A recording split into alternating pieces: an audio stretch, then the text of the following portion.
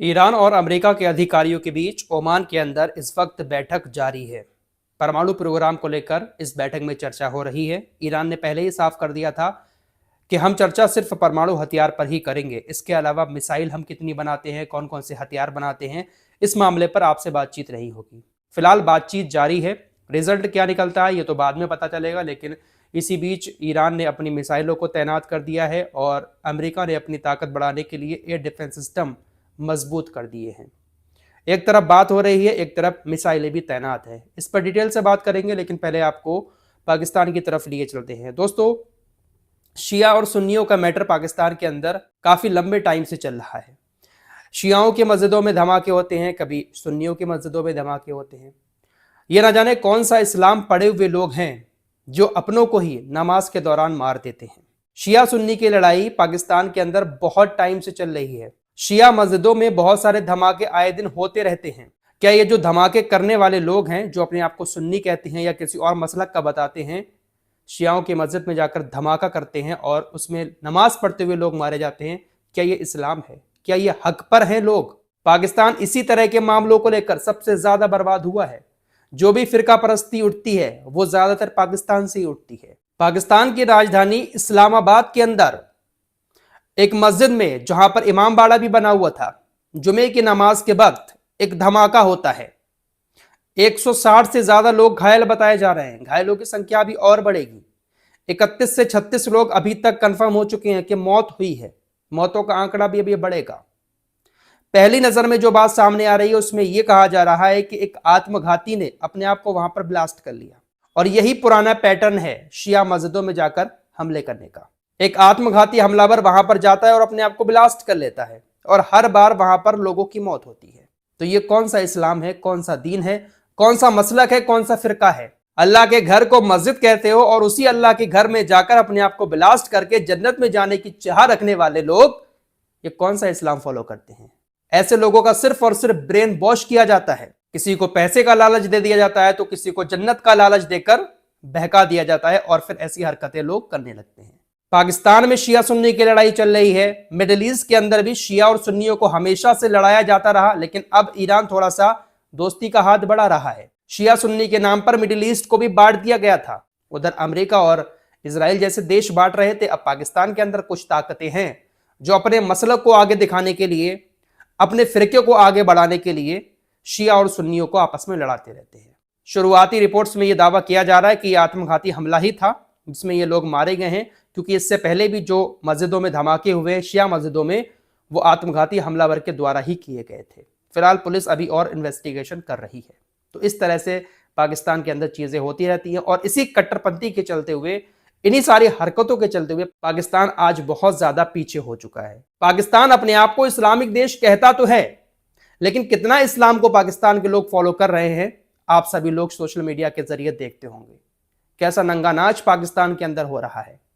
शादियों में जिस तरह के नंगे नाच पाकिस्तान के अंदर होते हैं, खुदा का शुक्र है हमारे देश के अंदर ऐसे नाच नहीं होते हैं। सोशल मीडिया पर सब कुछ आपने देखा होगा, कैसे मुजरे होते हैं, औरतें बैठी हैं, बच्चियां बैठी हैं, दाढ़ी वाले बुजुर्ग बैठे हैं, बड़े बड़े कुर्ते पजामे जुब्बे पहने हुए, और सामने लड़कियां नाच रही होती हैं।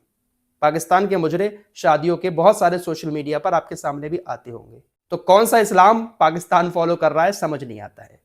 अब यहां पर मैं गोदी मीडिया की तरह पाकिस्तान इंडिया की बात नहीं कर रहा हूं, जो हकीकत है वो रखने की कोशिश कर रहा हूं। पाकिस्तान को इस्लामिक देश कहना सबसे बड़ी बेवकूफी है। पाकिस्तान कहीं से कहीं तक इस्लामिक देश नहीं है। पाकिस्तानी मुसलमान जो काम कर रहे हैं वो काम खुदा का शुक्र है भारत के मुसलमान नहीं करते। कुछ पाकिस्तानी अगर वीडियो देख रहे हैं मेरी, ये बात वो भी अच्छे से जानते होंगे कि क्या कुछ हो रहा है उनके पाकिस्तान के अंदर।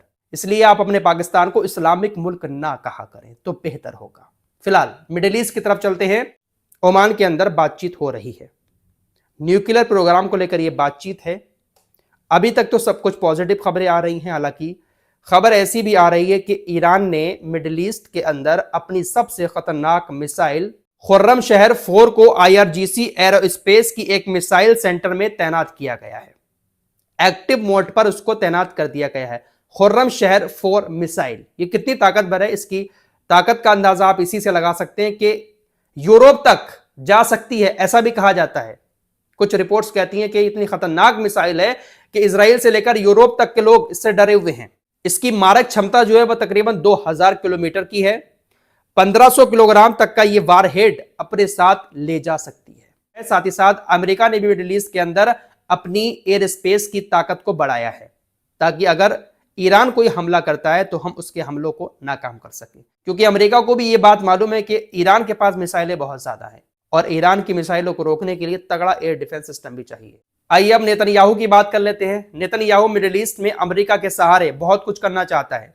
कोई भी देश अगर अपनी ताकत बढ़ा रहा होता है, अपनी सेना को मजबूत कर रहा होता है, तो इजराइल उसको कमजोर करने की कोशिश करता है।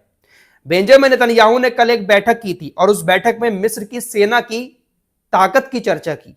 बेंजामिन नेतन्याहू ने कहा कि हमें ऐसा लग रहा है कि हाल ही में मिस्र की सेना ने अपनी ताकत को थोड़ा सा बढ़ाया है, हमें इस पर नजर रखनी होगी। भले ही हमारे बीच संबंध हैं, कुछ समझौते किए हुए हैं, लेकिन फिर भी हमें मिस्र की सेना के ऊपर नजर रखनी पड़ेगी, क्योंकि उसकी ताकत थोड़ी सी बढ़ रही है।